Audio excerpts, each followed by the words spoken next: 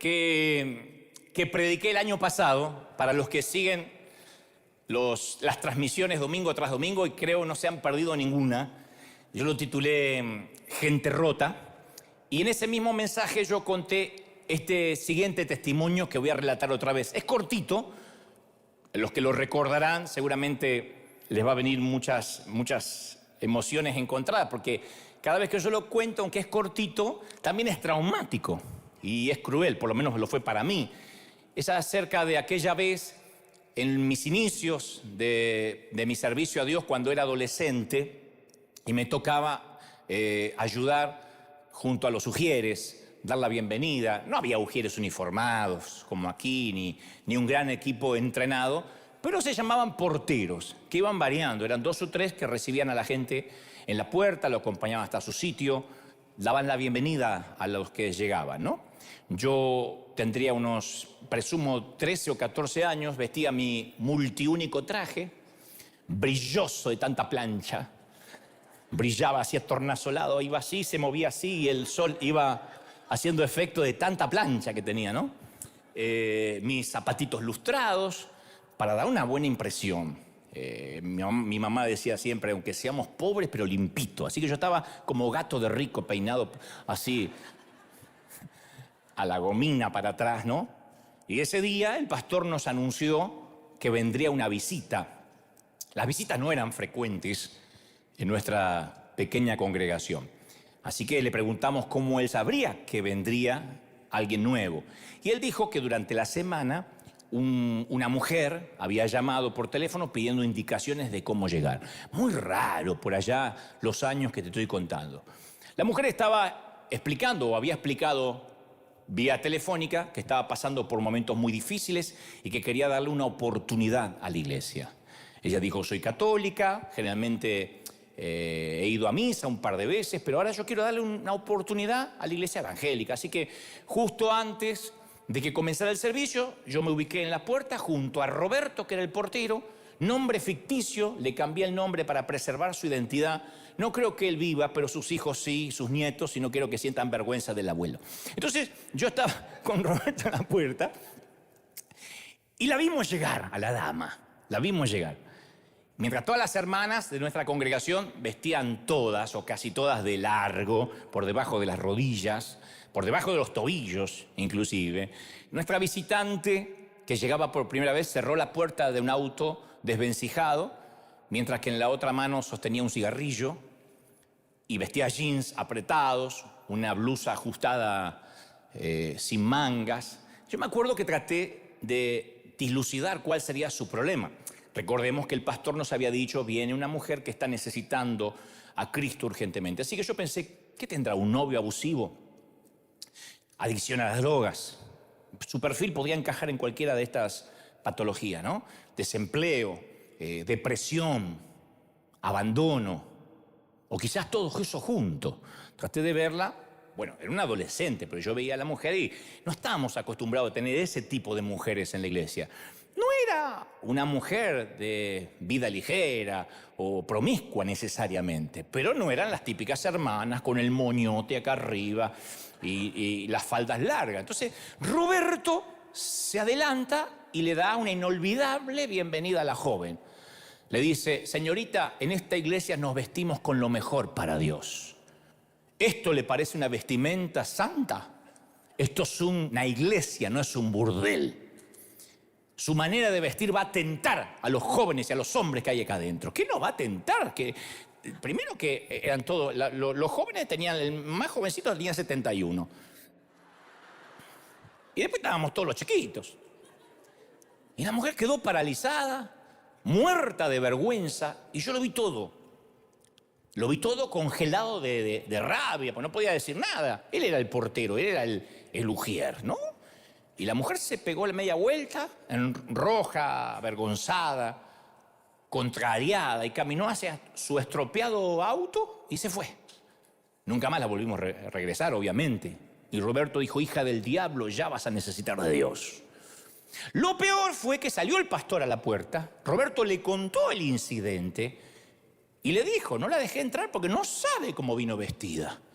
Esto no es un prostíbulo, pastor, como usted nos enseña. Y el pastor le dijo, está bien, hicimos bien, hiciste bien. Hay que cuidar la doctrina. Si no, si permitimos esto va a ser cualquier cosa. Y en ese momento algo sucedió en mi corazón, que esto es lo que contaba yo en el mensaje Gente Rota.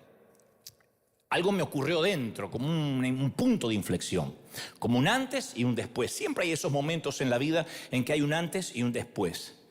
Entonces, ante Dios hice varias promesas que me propuse cumplir durante el resto de mi vida, pero me prometí, en primera instancia, a priori, resistirme a juzgar a alguien en el futuro por su aspecto físico, por su apariencia o por su vestimenta.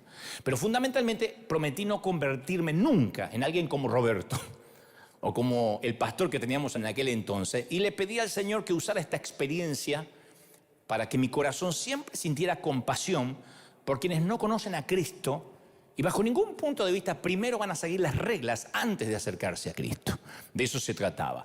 Recordaba este incidente porque yo creo que ese fue un momento álgido para mi vida, un antes y un después, un momento coyuntural, ¿no? Esos parteaguas que nos ocurren de tanto en tanto que en el momento, insisto, son tristes, son traumáticos, pero no dejan de formar parte de lo que alguna vez nos pasó, de modo que lo capitalizamos. Y eso nos ayuda a sobreponernos. Y yo pensaba una y otra vez sobre este incidente durante esta semana y es así como Dios me daba este mensaje. Hay un fascinante episodio, un pasaje en las Escrituras, en el Nuevo Testamento, que es el relato de una visión que tuvo el apóstol Pedro en el techo de una casa. Estaba en una azotea, estaba orando en la terraza, había subido a la terraza a orar para estar tranquilo, para que nadie lo molestase. Supongo que habrá dicho, me voy a la terraza, no me moleste, estaré orando allí. Y comenzó a sentir hambre. La Biblia no da luz de cuánto pudo haber estado allí arriba, pero tuvo hambre, entró en un éxtasis, o sea, tuvo una visión. Hechos 10:10 relata este incidente en detalle. Dice que Pedro tuvo hambre, quiso comer, pero mientras le preparaban algo, así que presumo que cuando tuvo hambre se acercó a las escaleras y le dijo, prepárame algo, estoy por bajar, huevo revuelto, chicharrón, taco, lo que sea, alguna arepa. Y dijo, voy a orar un poco más, pero cuando dijo voy a orar un poco más, la Escritura dice que le sobrevino un éxtasis y vio el cielo abierto. Y vio que descendía algo semejante a un gran lienzo, una sábana, ¿no? Un gran lienzo, como cuando dentro del lienzo se quiere poner algo que se hacen nudos en las cuatro puntas, atada en las cuatro puntas, era bajado a la tierra. No dice cómo, posiblemente eran ángeles, o quizás bajaban solo, estaba suspendido, levitando el lienzo, en el cual, sobre el lienzo, había toda clase de cuadrúpedos, terrestres, reptiles y aves del cielo, y una gran voz del cielo dijo, levántate, Pedro, mata y come. Y Pedro, que ve todas esas alimañas, esos animalejos encima del lienzo, no puede creer que esto le esté pasando, porque para Pedro esto era una escena repugnante. No era ni una visión divina, aunque sí lo era técnicamente, etimológicamente sí era una visión, pero para él era algo repugnante, repulsivo. Hechos 10 no entra en más detalle, pero si uno va a Levítico 11, ahí uno puede tener una muy buena pista de qué especies de animales habría allí. Porque luego vamos a descubrir que todos los animales que estaban sobre el lienzo, a los cuales Dios le dice a Pedro, mata y come, eran todos los animales prohibidos, inmundos para el Medio Oriente de aquella época. Cerdos, camellos, conejos, buitres, cuervos, búhos, lechuzas, cigüeñas, murciélagos, escarabajos, osos, lagartijas, zorrillos, comadrejas, ratas y serpientes. Todo eso para hacer un rico menú de tenedor libre, ¿no? Yo creo que le vienen las palabras de su madre a Pedro cuando era chiquito. ¡Qué asco, Simón! ¡Ni lo toques! Vete a lavar las manos enseguida, pero si no lo toques no importa, a veces si algo se te pega. Por el aire, por lo que sea. Aparte nosotros no comemos cerdos, porque el cerdo estaba ahí en el medio. Ni esas alimañas, son animales inmundos, Simón. Ni se te ocurra. Dios dijo que ni siquiera los tocáramos. O sea que un cerdo ni siquiera se podía tocar.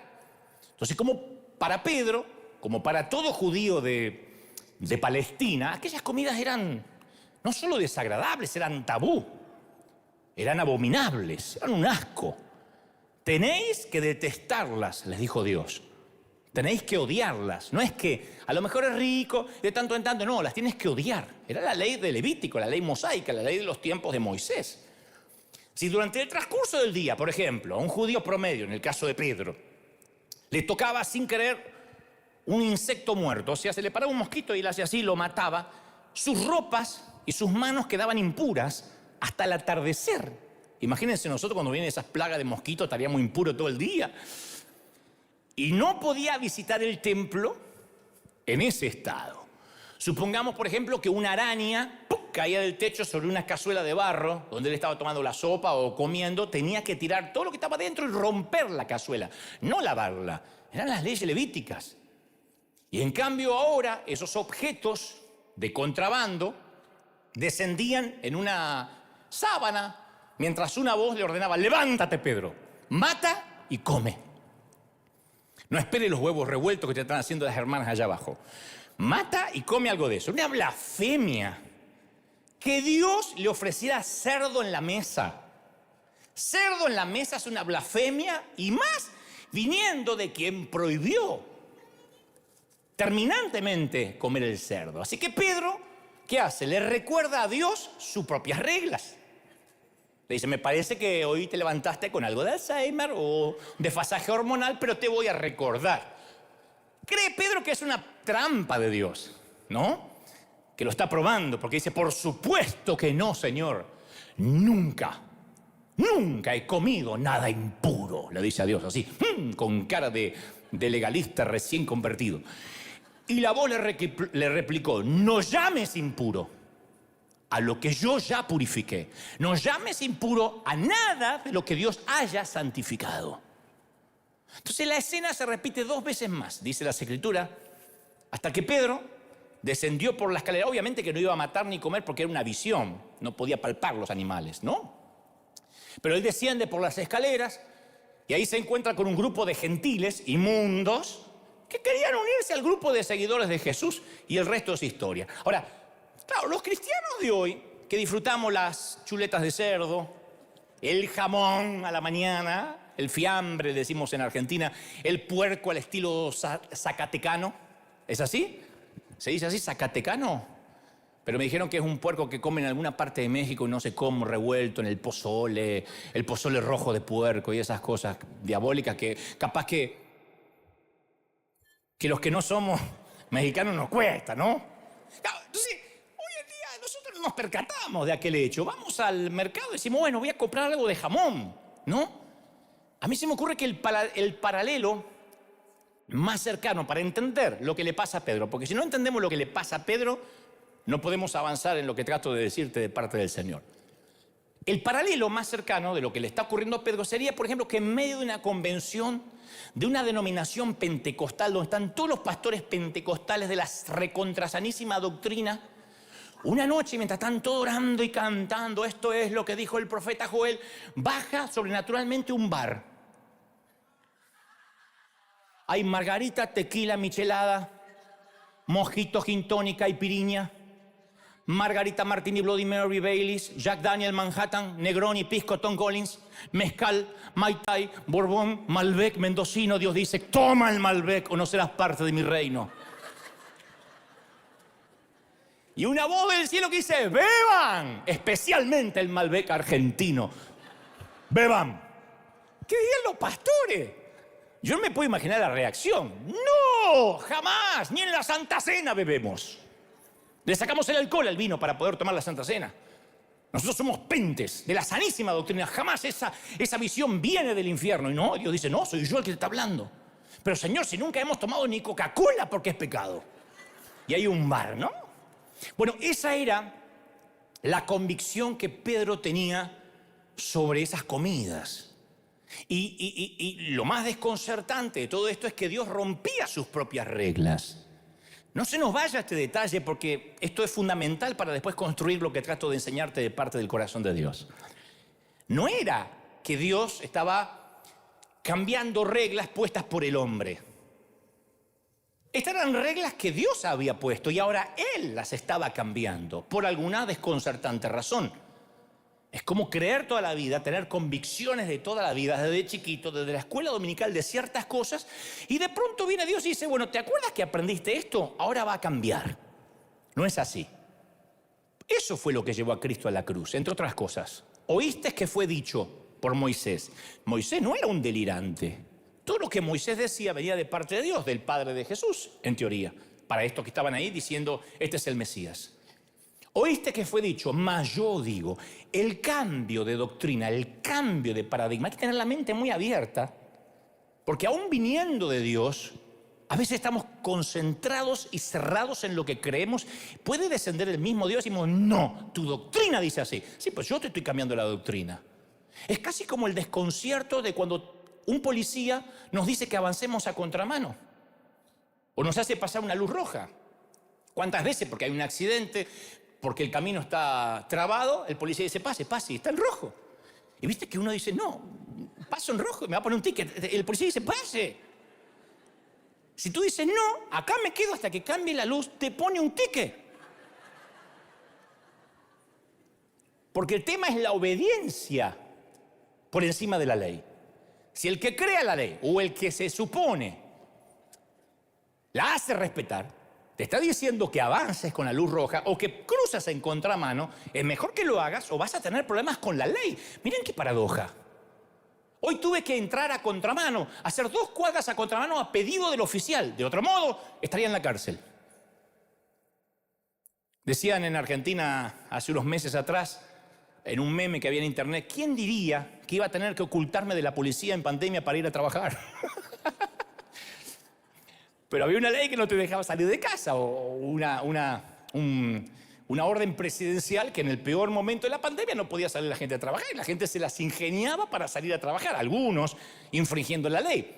Trabajar es a favor de la ley, sin embargo hay momentos que esa ley empieza a cambiar. Entonces, algunos opinan que las leyes levíticas eran por temas de salud.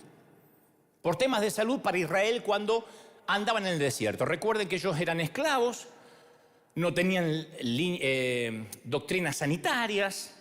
De alguna forma Dios tenía que poner orden en ese grupo hasta que se transformen en soldados. Entonces dicen que algunos historiadores que posiblemente la prohibición del cerdo era para prevenir la triquinosis, que es una enfermedad que proviene de comer puerco.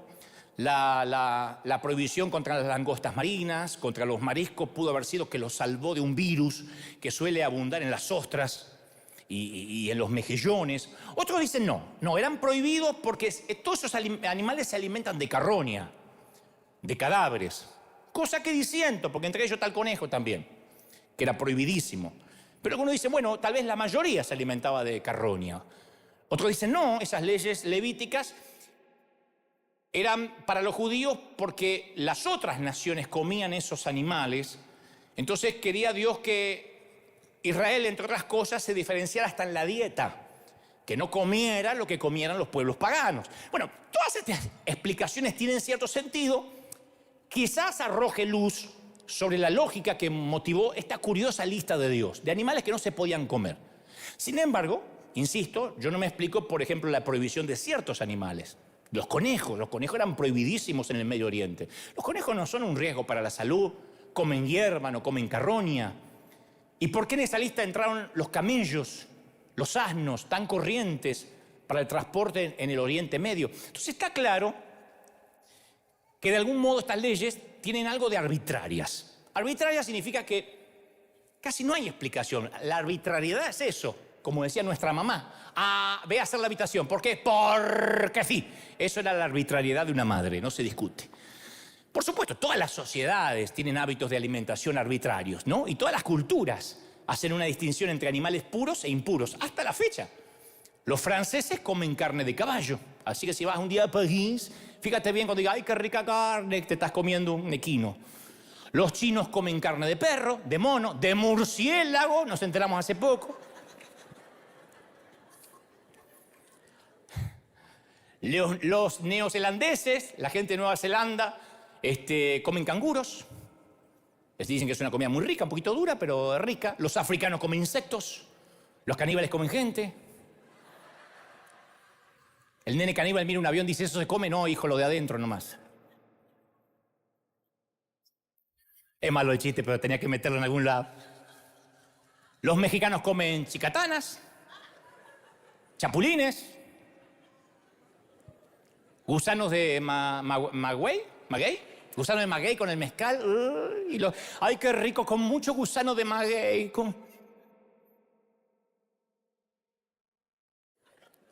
Que Dios vaya a explicar eso. Pero volviendo a las Escrituras, Dios prohibía animales que manifestaban una anomalía. Ahí nos vamos acercando. Ustedes dirán, ¿para qué toda esta información? Ahora vamos. Y ahora conectamos con lo que te conté al principio del querido hermano Roberto. Todos los animales que tenían alguna anomalía, Dios los prohibía. Los que eran distintos, aún dentro de su propia especie. Por ejemplo, puesto que los peces tienen aletas y tienen escamas, las conchas y las anguilas no eran aceptables. Porque conviven con los peces, pero no se parecen a los peces. Las aves tienen que volar. De manera que el emú, el ñandú o el avestruz no eran aceptables porque no volaban. Los animales de tierra debían caminar en 4 patas, no arrastrarse por el suelo como la serpiente. Entonces el animal doméstico que sí se podía comer, las ovejas, las cabras que rumian, que tienen las pezuñas hendidas, esas se podían comer porque estaban dentro de los mamíferos que eran aceptables. Un famoso rabino dijo alguna vez, si yo tuviera que decir qué es lo que hace para Dios o qué es lo que hacía para Dios inmundo un animal o impuro, es que tenga una cualidad que por alguna u otra razón es anormal a la mayoría de su especie. Vamos a resumirlo. Dios no aceptaba exóticos. A mí eso me hubiese traumado mucho porque yo le decía a mi mamá, yo soy lindo, hijo, vos sos exótico, me decía mi mamá. Sí, pero yo flaquito, orejón, las cejas así.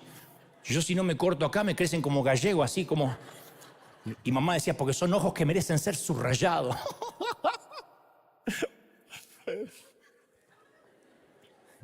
Exóticos. Cuando uno dice, estoy bonita y estás exótica. No, la belleza exótica existe, que no es la belleza convencional. Entonces, la dieta de los israelitas excluía a todos los animales exóticos, raros.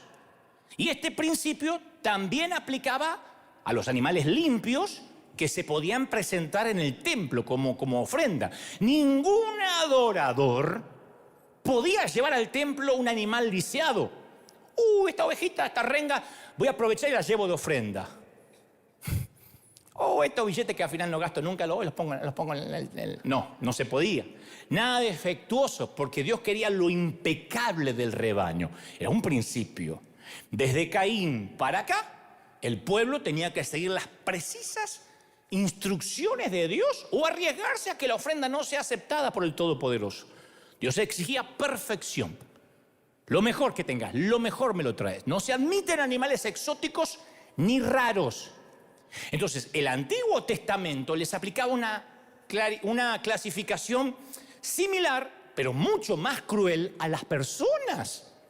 Así como Dios era con los animales, también Moisés recibió la ley de que esto se aplicara a las personas. En el templo, los gentiles se podían reunir en el balcón. Nosotros, por ejemplo, al no ser judíos, la mayoría, nunca hubiésemos entrado al templo sin saber lo que pasaba dentro.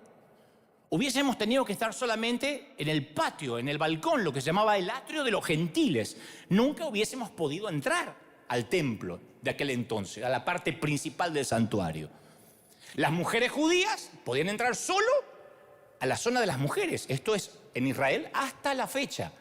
Yo fui a visitar la tumba de David y me metí sin querer y vi un montón de mujeres y todas empezaron a gritar como si me hubiese metido en el baño de damas. Me hablaron otro idioma y dije, bueno. Resulta que está el ataúd de David allí, hay una división en el medio y las mujeres entran de un lado y los varones de otro. Eso sigue muy marcado en el pueblo judío. Ni te imaginas lo que era en el templo. Las mujeres tenían que entrar a la zona de las mujeres y confiar en el varón que podía entrar, que llevaba la petición al sacerdote. Los hombres laicos judíos tenían una zona cercana al altar, pero ni siquiera ellos se podían pasar al lugar santísimo. Esa zona era reservada, el altar, para los sacerdotes.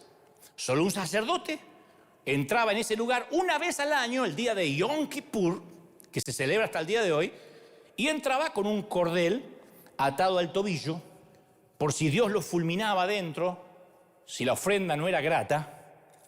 Y entonces los demás, para sacar el cadáver, tiraban del cordel. Ni siquiera podían entrar a quitar el cadáver porque morían también. Era el lugar santísimo donde vivía Dios. La arquitectura misma del templo le recordaba a los israelitas que todos ellos estaban separados de Dios, porque Dios era santo y ellos no lo eran. Ahora piensa en el paralelo moderno de una persona que le quiere enviar hoy un mensaje al presidente de los Estados Unidos.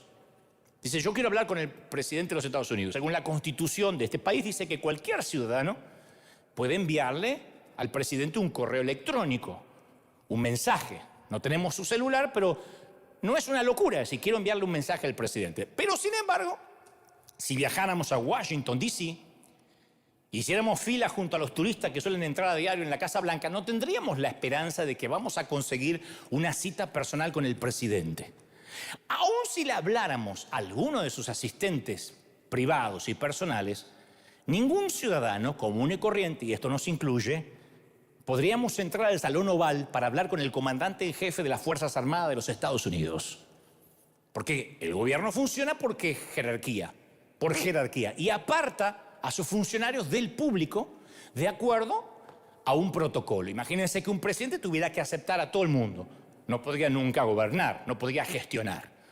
De manera similar, en el Antiguo Testamento hay una escalera jerárquica que separaba al pueblo, a la gente de su Dios, que no estaba en base al prestigio, sino a la limpieza, a la santidad. Solo el sacerdote que se tenía, y esto no es broma, se tenía que purificar hasta los calzones. El calzón tenía que ser de lino, blanco, tenía que purificarse hasta su ropa interior, sus partes genitales, antes de entrar. Una vez al año, el día de Yom Kippur, que todos estaban con el corazón en la boca, a ver si salía vivo o no. ¿Qué trabaja tu marido de sacerdote? ¡Ay! Un día entra y no sale más. Ahora, a ver, una cosa es clasificar de inmundos a los animales, ¿no? Y otra muy diferente hacerlo con las personas, pero las leyes eran muy estrictas. Quiero que tengan en cuenta esto para saber qué es lo que tenemos. Si no entendemos esto, no vamos a valorar lo que trato de decirte de parte de Dios. Levítico 21 dice, ninguno de tus descendientes por generaciones, por generaciones, que tenga algún defecto, se acercará para ofrecer el pan a su Dios. Ustedes dirán, ¿está hablando metafóricamente? No. Ningún varón en el cual haya defecto se acercará. No aceptaremos en el templo varón ciego o cojo, o mutilado, o sobrado, o sea, que tenga una joroba, que tenga algún sobrehueso, o varón que tenga quebradura de pie, o rotura de mano, o enano, o jorobado, o que tenga una nube en el ojo, o que tenga sarna, o empeine alto, o testículo magullado. Aunque se rían, está en las Escrituras. No saben qué es lo que agrego y qué es lo que... Ahí está, Levítico 21. En resumen, los que tenían algún detallito en el cuerpo, un daño, no reunían los requisitos, no se admitían exóticos en el templo. Y Levítico 21 sigue aclarando, las mujeres en su menstruación, en su periodo, los hombres que habían tenido una emisión nocturna recientemente, las mujeres que acababan de parir, las personas con enfermedades en la piel, con llagas purulentas, el que había tocado un cadáver, todas eran declaradas ceremonialmente inmundas. Claro, en esta era actual de corrección política, esta clasificación es discriminatoria porque está basada en el sexo, en la raza, incluso en la salud corporal. Hoy es inconcebible pensar esto. Sin embargo, este era el ambiente que definía el judaísmo. Los que se atrevían a decir, soy santo para acercarme a él. Y todos los días, ¿saben cómo los hombres judíos comenzaban la oración? Toda la mañana decían, gracias Señor por no haber nacido gentil, por no haber nacido esclavo, por no haber nacido mujer. Todos los días. Me imagino la cara de las hermanas y de la madre diciendo, por no haber nacido mujer, ¿cómo te agradezco? La gana de matarlo. Entonces Pedro, después que ve la visión de los animales inmundos, bajo presión, acepta visitar la casa de un centurión romano y dice, vosotros sabéis cuán abominable es para un varón judío juntarse con un extranjero. Hechos 10:28. Así que vengo y hago esta concesión por la visión que vi, pero es abominable para mí estar en la casa de un extranjero. Esto ocurrió nada más que porque había visto la visión en el techo de la casa. Y continúa Pedro, pero a mí Dios me ha mostrado que ningún hombre puede llamar común o inmundo a otro si Dios lo santificó. Nadie puede discriminarlo, dice Pedro. ¿No es maravilloso? ¿Qué se estaba produciendo? No se pierdan esto. Una revolución de la gracia. Una revolución que Pedro apenas le baja la moneda. Todavía no lo puede entender, porque va medio con asco a la casa del centurión romano. Se estaba produciendo una revolución. Los fariseos habían establecido normas precisas para permanecer limpio. Ningún judío puede entrar a la casa de un gentil. Nunca comer con pecadores. ¡Jamás! Nunca trabajar en el día de reposo. Lavarse las manos 7 veces antes de comer. 7 veces. ¿Sabes cómo se te enfría la pizza hasta que te lavas 7 veces? Y son muchos y a un solo baño te morí.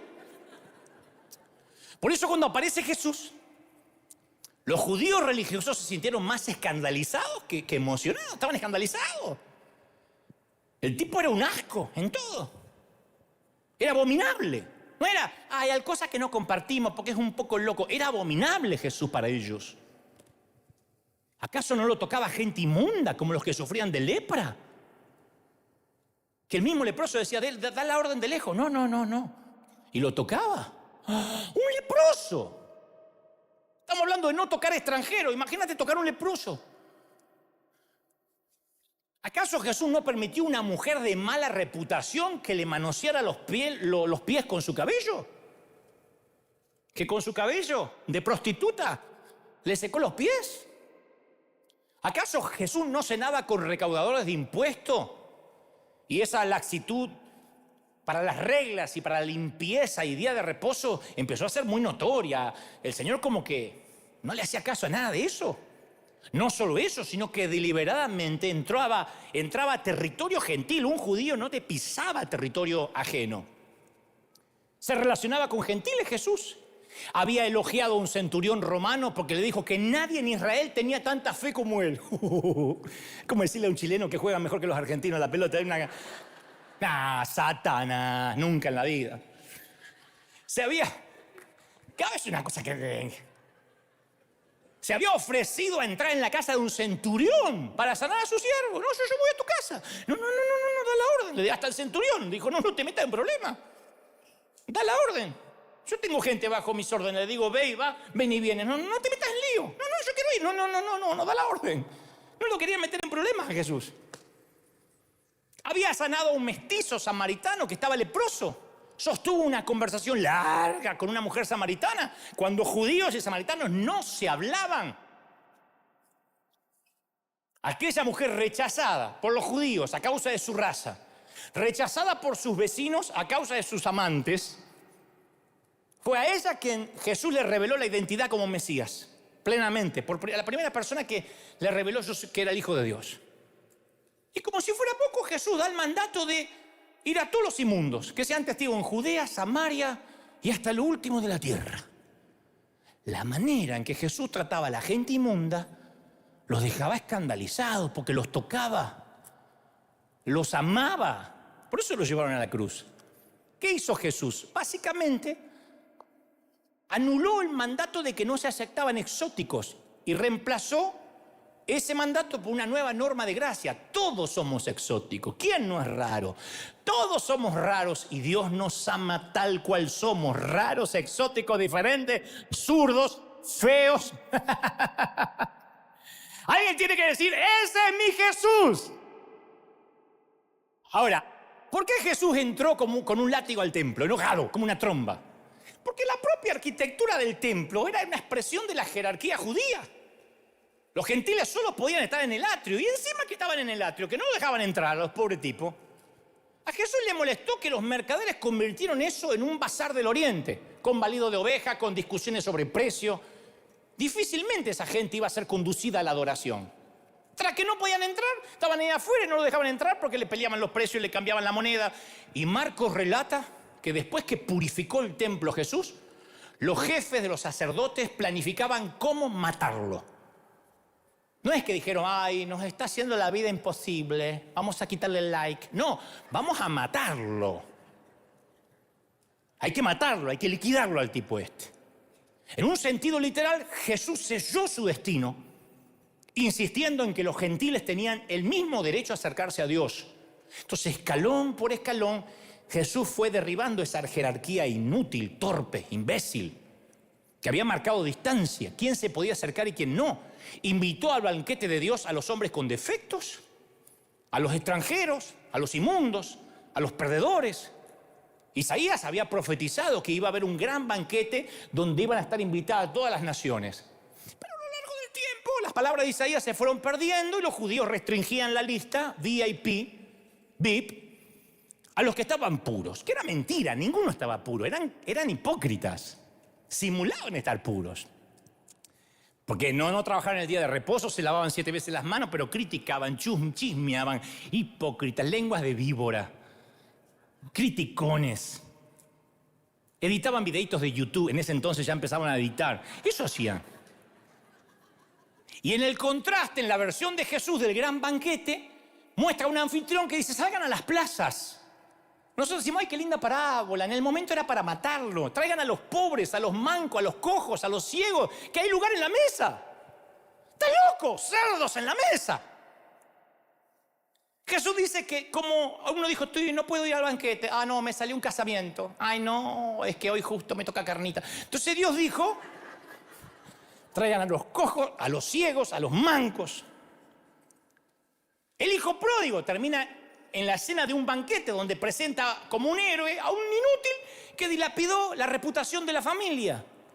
Entonces, ¿qué quiere señalar Jesús? Que todo lo que la gente considera indeseable son infinitamente deseables para Dios y que cuando regresan a Él hay fiesta, hay candela, hay azúcar.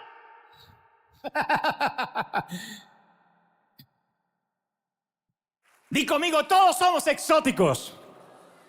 Sí. Y si no, mira. Mira qué nivel de exoticismo. Existe exoticismo, si no lo acabo de inventar. Pero bueno, otra parábola famosa, la del buen samaritano, que presenta a 2 profesionales de la religión que pasan de largo por el herido, porque bien podría ser un cadáver, porque lo dejaron como muerto, y ellos no iban a tocar un cadáver. Y Jesús hizo de héroe de esta historia a un samaritano, que era como hoy hacer el héroe, el buen nazi. ¿No? Como un samaritano. Así que los religiosos estamos peor que un samaritano. Y también en los contactos personales Jesús derribó las categorías de impuro o impuro. Porque, por ejemplo, Lucas 8 cuenta 3 incidentes seguidos que le agarraba ataque de caspa a los religiosos. Porque los tipos lo iban siguiendo. Siempre había gente siguiéndolo, doble agente para ver en qué lo podían enganchar. Entonces, miren un día de Jesús. Primero, va a una región de gentiles. Sana a un hombre desnudo, estoy hablando del Gadareno, y lo manda de misionero a su propio pueblo. Toca el tierra y va a donde están los cerdos y a un cementerio. Después, Jesús es tocado por una mujer que sufre de hemorragias hace años, un problema femenino. Una mujer así no podía tocar a nadie, ni a sus propios hijos. Porque los fariseos enseñaban que estas enfermedades ocurrían a causa del pecado de la persona que las llevaba. Y Jesús los contradijo. De ahí, para terminar el día sin lavarse las manos todavía, ya venía con el cementerio, el gadareno, la mujer con hemorragia, va a la casa de un gobernante de la sinagoga cuya hija acababa de morir. Inmundo por el loco gentil. Inmundo por la mujer con hemorragia que lo tocó, y ahora entra a una habitación y toca un cadáver. Entonces las leyes de Levítico protegían contra el contagio, el contacto con un enfermo, el contacto con un gentil, con un cadáver, con ciertos animales. Andaban todos con tapaboca.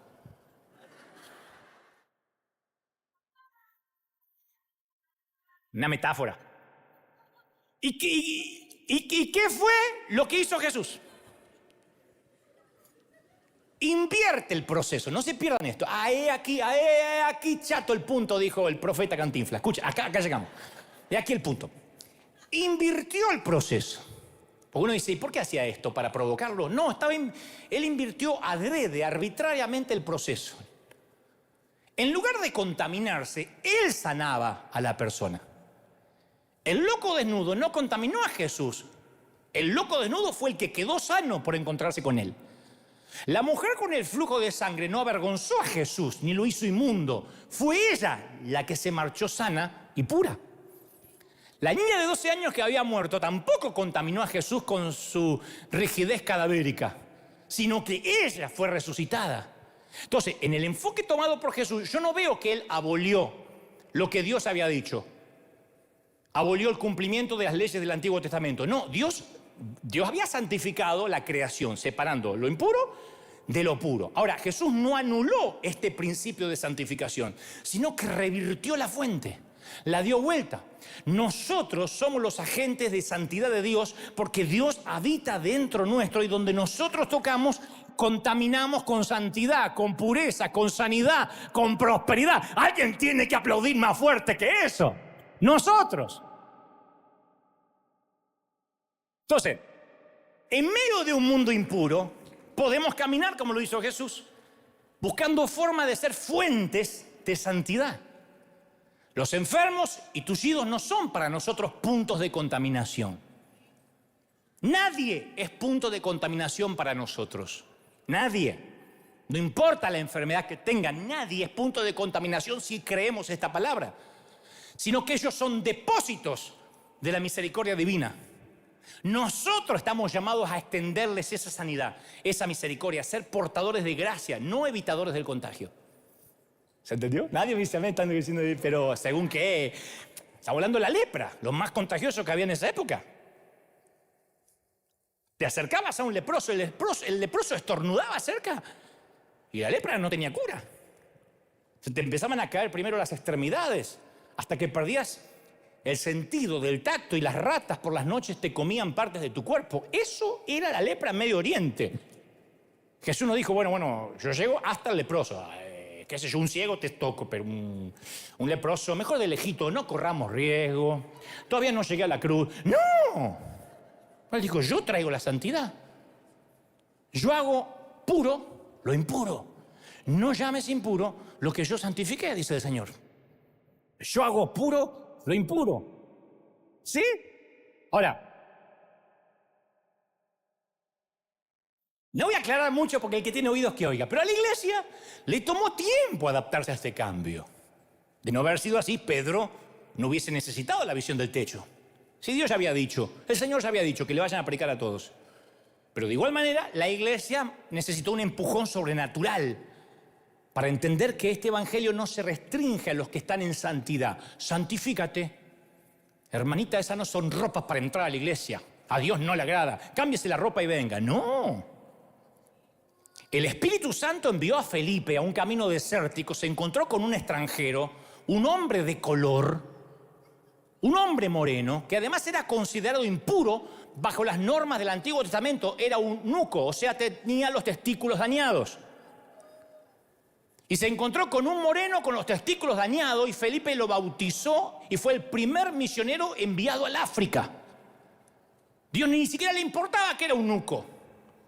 El apóstol Pablo, quien fuera al principio, él mismo diría, fariseo entre fariseos, que muchas mañanas le había dado gracias a Dios, gracias que no nací gentil, gracias que no nací esclavo, gracias que no nací mujer. Ese era Pablo.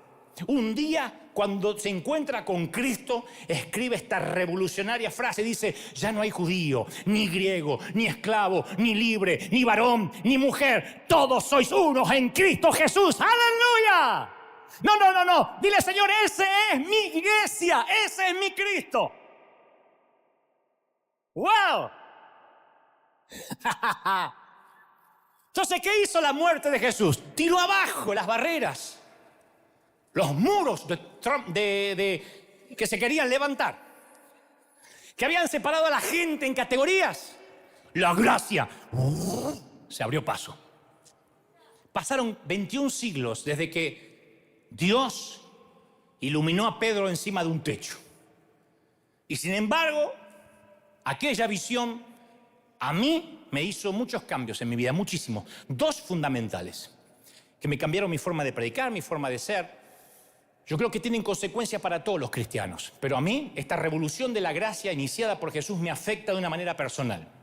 De dos maneras. A saber, Primero, y espero que te afecte también, a mí me afecta personalmente en que, en primer lugar, facilita mi acceso a Dios. Yo nací en una iglesia donde yo no podía llegar a Dios. A Dios llegaban los pastores más rápido que yo, los apóstoles, los profetas. Ay, usted pastor que ora tanto, que usted lo usa tanto, ore por mí. No me impone la mano profeta. Tenía un profeta o alguien que aparentaba ser ungido, hacíamos fila porque estaba cerca de Dios.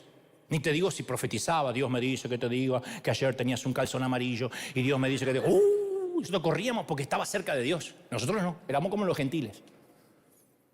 Entonces parecía que en mi iglesia que nadie había leído la visión de Pedro, ni los cambios que introdujo Jesús. Muchos me dicen, ¿estás dolido con tu congregación de niños? No, a mí me duele que esto todavía exista. Que yo ya no soy niño y esto exista. Mi iglesia tal vez no exista más, pero ese tipo de congregación existe en el mundo. Decían que esto era un altar. Que está bien que metafóricamente, digamos, pase al altar, como una manera de identificar el lugar. Pero decían, no, que había un altar santificado. Que acá subían los que estaban en santidad. ¿Sabe las veces que yo no subía? Yo tocaba la batería de la iglesia y no subía a tocar porque no me consideraba santo. Porque me había agarrado trompada en el colegio, porque le había hecho bullying a alguien, porque me gustaban 2 chicas a la vez, porque yo tenía 13, 14 años. No tomaba la Santa Cena ni subía a tocar. ¿Qué pasa con la batería? Decía el pastor, no puedo, pastor. Pecó.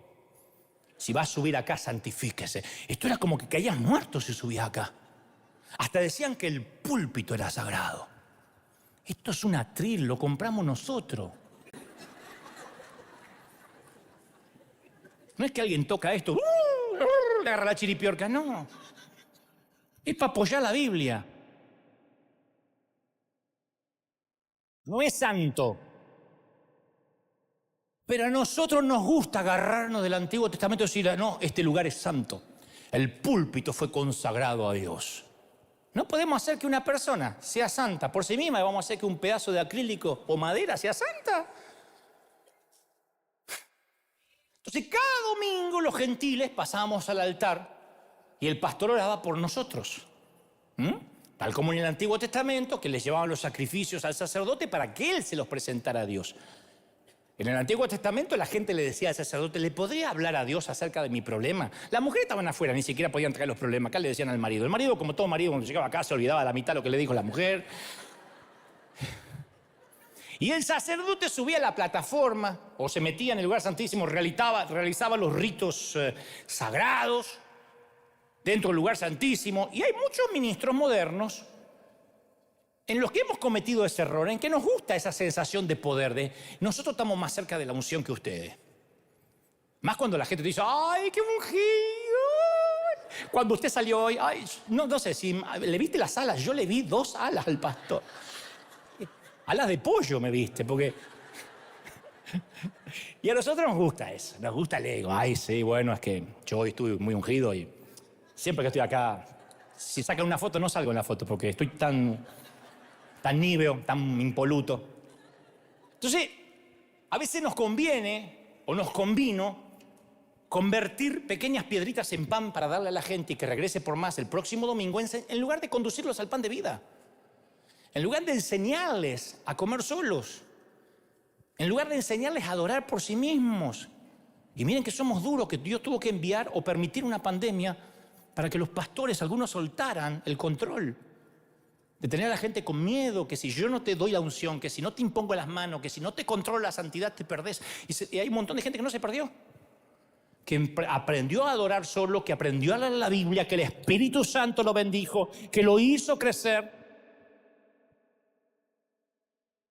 Pero ¿qué pasa? Así como los pastores, muchos nos gusta, que nos digan cositas lindas, a muchos también se acostumbran a esa relación vicaria con Dios, a esa espiritualidad prestada. Es lo que un autor querido dice, son pornógrafos espirituales, voyeristas, que les gusta mirar sin compromiso, mirar sin necesidad de intimidad. Cuénteme un par de testimonios, tíreme la unción que me voy a casa. Pero para Hebreos 4:14, en Hebreos 4:14 dice que cualquiera de nosotros entra directamente a Dios, ya no hay intermediarios. Por más que respetemos al pastor, todos entramos directamente. Acerquémonos, pues, confiadamente, di confiadamente. No te vas a morir. Aunque hayas besado a la suegra, no te vas a morir. Al trono, no dice el patrio, al trono de la gracia. Para alcanzar misericordia, para hallar gracia, el oportuno socorro. Así que, hermanos, teniendo libertad para entrar en el lugar santísimo por la sangre de Jesucristo, por el camino nuevo que nos abrió a través del cielo, acercándonos, Él es el sacerdote. ¡Aleluya! Oh, yo celebro eso. Y se tiene que terminar esa hegemonía pastoral de que yo administro la unción. ¡No! Hay que leer Levítico y saltar a Hechos para darse cuenta que hubo un cambio sísmico. Y mientras que los adoradores del Antiguo Testamento se purificaban ellos mismos para entrar al templo y le presentaban ofrendas a Dios para no ser muertos, en Hechos los seguidores de Dios, de Jesús, se reunían en hogares y se dirigían a Dios con un vocablo nuevo, Abba, que era el término familiar para decir papá. Antes de Jesús, a nadie se le hubiese ocurrido decirle al gran Yahvé, al Señor soberano del universo, papá. Después se convirtió en una palabra de uso corriente entre los primeros cristianos cuando se dirigían a Dios en oración. Anteriormente yo tracé un paralelo con un visitante de la Casa Blanca que no puede entrar, ¿no es cierto? Ningún visitante puede entrar. Pero sin tener cita, digo. Pero hay ciertas excepciones. Hay algunas excepciones. Durante el gobierno de JFK, de John Kennedy, algunas veces los fotógrafos captaban estas encantadoras, estas tiernas imágenes, donde ahí, bajo el escritorio del presidente, ahí estaban todos los tipos con sus trajes grises, y los miembros del gabinete discutían de cosas de trascendencia mundial, como la crisis de los misiles de Cuba, ¿no? Y mientras ahí abajo estaba John, que era un nenito de solo 2 años, y John seguía al papá por los pasillos de la Casa Blanca, se metía en todos lados, nadie lo podía detener, ignoraba el protocolo, John ignoró el protocolo de la Casa Blanca, y todos los gravosos asuntos del Estado no le importaba si estaban tirando una bomba, si tu papá hablaba con los rusos, para él su papá era dentista o quién sabe qué. Él nunca necesitó protocolo. Y su padre había dado la orden que John podía visitarlo y meterse en la oficina oval sin siquiera tocarle la puerta. Y hay un montón de estas imágenes en los archivos de la familia Kennedy, donde nadie jamás se atrevió, ni el secretario de Estado ni los comandantes, a exigirle a John que obedeciera el protocolo que todos los adultos debían seguir. Mucho menos le podían decir nada a los edecanes del presidente. Porque John tenía relación. Porque para John él no era el señor presidente, era Abba, era papá. Esa es la accesibilidad que tenemos con Dios. Así llegamos a Dios. ¡Papá! Debajo del escritorio. ¿Cuántos quieren estar debajo del escritorio de Dios? Del que acomodó el universo, del que puso las montañas en su lugar. Dios es el soberano del universo, pero Él se volvió, a través de su Hijo, accesible como un padre cariñoso. En Romanos 8, Pablo incluso hace más cercana esta intimidad. Dice, el Espíritu vive dentro de nosotros. Y cuando no sabemos cómo orar, fíjate vos qué papá tierno, cuando viste cuando un hijo, ¿qué es eso? Cuando los hijos se ahogan así, el Espíritu mismo, cuando no sabes qué decir, intercede por ti con gemidos indecibles. Dice, esto es lo que te trata de decir. ¿No es maravilloso? No tenemos que acercarnos por medio de una escala jerárquica. No tenemos que acercarnos ni por cuestiones de santidad. ¿Y usted qué es más santo? No. Mira, te voy a decir un secreto. La adoración es lo que nosotros le damos a Él. Por eso es muy importante venir a adorar. Eso es lo que uno le da a Él. Servicio a Dios. No es un servicio a la gente. Aunque hay gente egoísta, no acá, vienen al otro servicio que llegan, dice, a ver si hasta me libero de la ofrenda, ¿no? Hay gente que no le gusta dar nada a Dios. Son los pródigos espirituales. Dame lo que me toca, Padre. Son los que van por la vida. ¿Qué es lo que me toca, Padre? Quiero mi herencia. Por eso muchas iglesias se han convertido en clubes de solicitadores de bendición. En el cielo no habrá pastores, en el cielo no hay evangelistas. En el cielo solo habrá adoradores. Dice la palabra que todos serán adoradores. No habla este no adora, bueno, como este fue apóstol ya puede adorar en la oficina. No, todos son adoradores. Y Dios nos dio acceso para que le adoremos. Ahora, si yo te mostrara los garabatos de nuestra niña, si te mostrara los dibujitos, no significan nada para ti.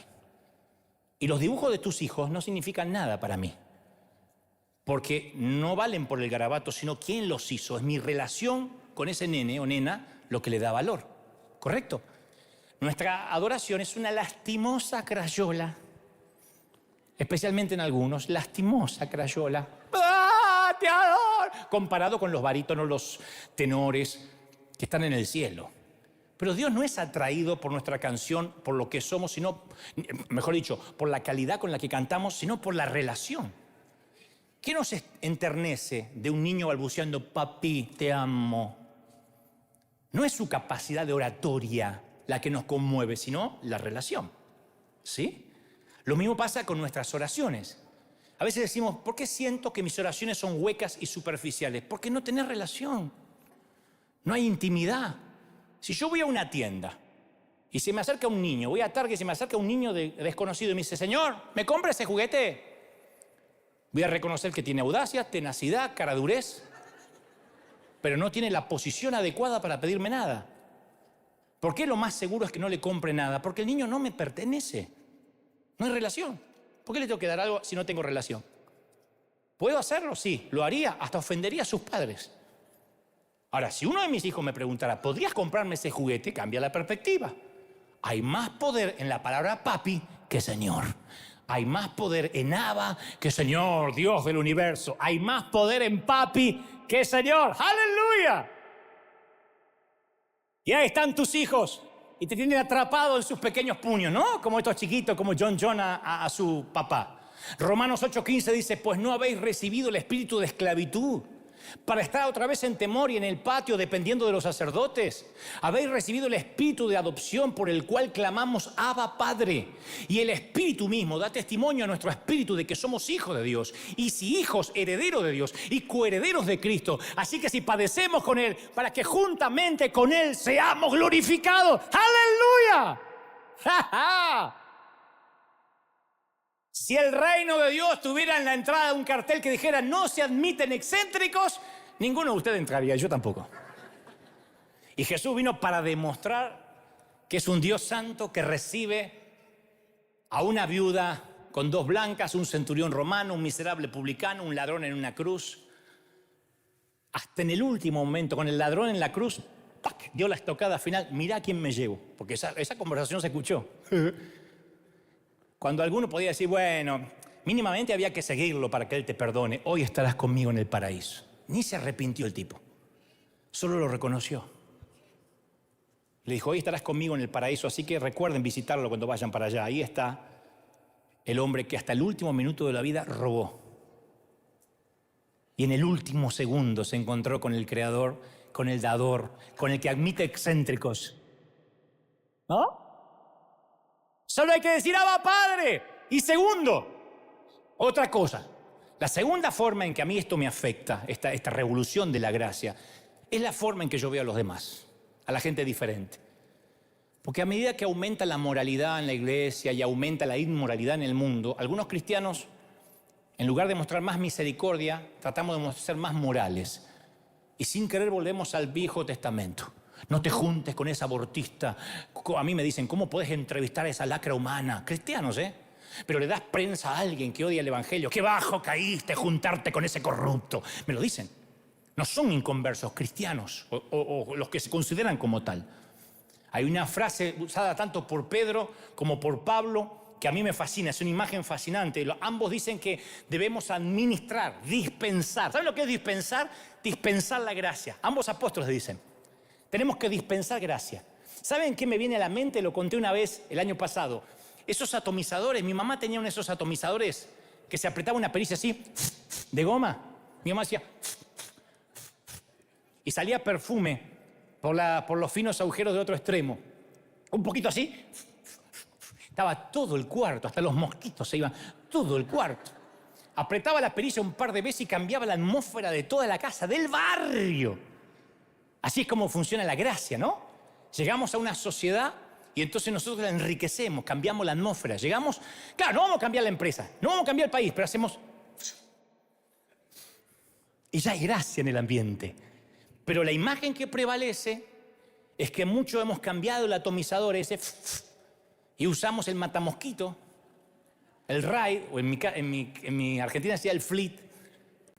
Entonces, en vez de dar gracias, decimos, allá hay una mosca, fumiga y mata. Allá hay un divorciado, fumiga y mata. Un homosexual, fumiga y mata.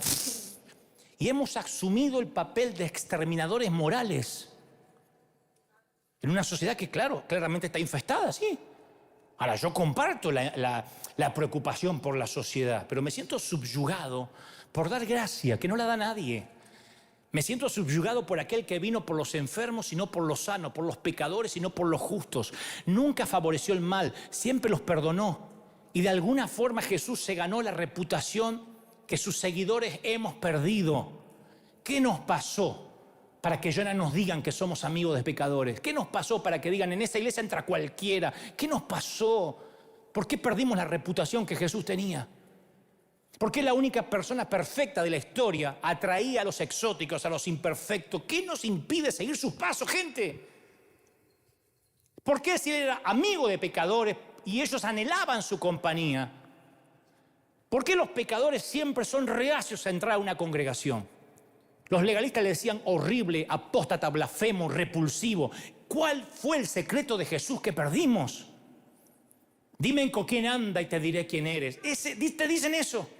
Imaginen eso en la antigua Palestina, decírselo a Jesús, que se metió a la casa de Zaqueo por su propia cuenta. Bajate del árbol, voy a tu casa. Y la muchedumbre mostró la desaprobación y le dijo, el Hijo del Hombre vino a buscar lo que se había perdido, gente. Se encuentra con un recaudador de impuestos y le dice, no vine para los sanos, vine para los enfermos. Di conmigo, el Señor vino por mí, por los enfermos, claro. Dios no había hecho lista de animales puros e impuros, no había excluido del templo a los pecadores, físicamente deformes, los había dejado afuera, pero en ese sistema de castas apareció Jesús.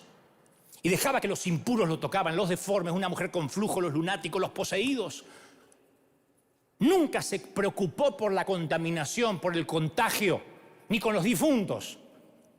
Creían que tocar una persona impura contaminaba a quien lo tocaba, pero cuando Jesús tocó al leproso no se manchó. Cuando una mujer inmoral lo tocó, no se manchó. Él contaminaba, él era viral. ¿Quiénes son los más virales? ¿El mundo o nosotros? ¿Quiénes contagian más, la comida o la sal? La sal. ¿Cuántos quieren ser la sal de la tierra? Dígame amén. Jesús fue proclamando un evangelio nuevo de gracia. Di conmigo, de gracia. Y en tu casa también. Ya no hay que ir a Jerusalén, ya no hay que purificarse, no hay que someterse a un sacerdote. Hay que seguir a Jesús. El contagio de la santidad derrota el contagio de la impureza. ¿Quiénes son los virales? ¿Quiénes somos más contagiosos? ¿Quién cambia a quién? Por Dios. Si no me voy a meter en el mundo porque tengo miedo de que me cambien, no entendí nada. Perdí el tiempo, perdí 40 años de mi vida. Y Dios me mira, te ve con todas las debilidades, con todas. Y me ve igual que la mujer junto al ataúd de su hijo, me ve igual que Simón el leproso. Yo me acuerdo cuando decíamos en la iglesia que jamás íbamos a permitir que entraran divorciados. El tema del divorcio, por ejemplo, era un tema muy álgido. Era como hoy pensar en una pareja gay dentro de la iglesia. Yo pienso en esos cambios, ¿no? Dentro de la iglesia, porque decíamos nunca, nunca. Jesús habló del divorcio con toda claridad. Y hoy en día llegan personas divorciadas, se divorcian, no se les discrimina, no se les grita. Las iglesias las aceptan, la mayoría. Hemos aprendido a aceptar a la persona sin necesariamente aprobar su conducta. Y al estudiar la vida de Jesús, tenemos que entender que la gente es diferente. Cada uno tiene... Si yo supiera los dramas de cada uno de ustedes, el mundo que vive cada quien con su familia, con lo que le tocó, con lo que eligió, con los hijos, los cuñados, las suegras, las madres, los padres, de dónde vienen. Y el Señor amaba a todos, a una prostituta, a un estafador, a un acaudalado explotador, a una mujer poseída, a un soldado romano, a un samaritano. Me maravillo de que el Señor se haya ganado la reputación de amigo de esa gente. Cuando Jesús amaba a alguien, veía en él un hijo descarriado de Dios, veía en él un ser humano por quien Dios se angustiaba, que iba por mal camino. Dios siempre me vio a mí como me diseñó originalmente. Más allá de la mugre, del lodo, Él siempre vio al verdadero Dante. Jesús nunca identifica a una persona con el pecado, nunca. El borracho, el abusador. Nunca. Porque Él siempre sabe que el pecado no te pertenece. Él te libera de eso, eso no te define. Jesús amaba a la gente atravesando su capa de lodo. Él te ama atravesando tu capa de barro. Seremos abominaciones para algunos, pero seguimos siendo el orgullo y el gozo de Dios. Necesitamos que Dios nos sane los ojos. Vamos, pónganse de pie. Vamos, dale un aplauso al Señor de señores y ponte de pie. Si crees que Dios habló, que ese aplauso se escuche hasta Australia, que se escuche hasta la República Argentina. El contagio de la santidad derrota el contagio de la pureza. ¿Quiénes son los virales? Díganme amén. ¿Quién cambia a quién? A mí me gusta entrar a un canal de televisión y que cambie toda la atmósfera de a poco. Me gusta, y cuando más mundanos son, cuanto peor parecen, ahí digo, Señor, no me muevas de ahí, me encanta. Soy un ratón en un depósito de queso. Cuando llego a un lugar donde todo el mundo insulta y con doble sentido, yo digo, Señor, acá, donde tú te puedes lucir. Y hago... Y cambia la atmósfera. Y la gente percibe gracia. Y cuenta un chiste espantoso y ve que no hay condenación en mí. Y de repente dice algo con doble sentido y ve que no lo estoy condenando, ni dice, te vas al infierno. Y empieza a ver gracia. Y los enfermos y los tullidos no son para nosotros puntos de contaminación. Nosotros somos llamados a extenderles la misericordia, la gracia. No somos más evitadores del contagio. No tengas miedo. No tengas miedo de que tus hijos se pierdan. No podemos pretender que nuestros hijos vivan en colegios cristianos, vayan a universidades cristianas, miren la radio cristiana, miren Enlace y la radio cristiana, y que no se muevan de ahí, y ponerle explicaciones cristianas, porque así no va a ser sal nunca, va a ser un idiota, un imbécil de invernadero. Tienes que decir, Señor, yo lo envío a mi hijo para que sea sal, para que contagie, para que cambie, para que haga una reforma. ¿Lo crees de verdad? ¿Cuántos lo creen? Díganme amén. Solo así va a cambiar la política. Solo así va a cambiar la política. Solo así va a cambiar los medios de comunicación. Cuando haya alguien que respete, que tenga favor, cuando haya alguien diferente, ahí es cuando los faraones dirán, ¿a quién otro vamos a adorar que no sea al Dios de este? Realmente este tiene al Dios verdadero. Es cuando los faraones, cuando Nabucodonosor, cuando el rey Darío reconocen lo que hay en ti. Pero para eso tienes que saber que la viralidad que tienes es muy contagiosa. Somos altamente contagiosos. Miren lo que pasó con Misión Graneros, con Proyecto Honra. Todo el mundo empezó a salir a dar de comer. Sí, hay que salir porque es contagioso. La misericordia se contagia, la gracia se contagia. Yo nunca tengo temor, pónganme entre millones de mundanos, de inconversos, es más fuerte el que habita en mí que los que vienen en contra. Cuando salgas a la guerra, no tengas temor. Yo estoy contigo, aunque sean mayor en número. ¿Lo crees de verdad? Dijo Gedeón, son un montón. Y el Señor dijo, no te preocupes, tú y yo somos mayoría. Dios y tú son mayoría. Puede haber miles de inconversos, te pueden hacer la guerra en tu casa, en tu hogar. Pero Dios y tú son mayoría donde vayas.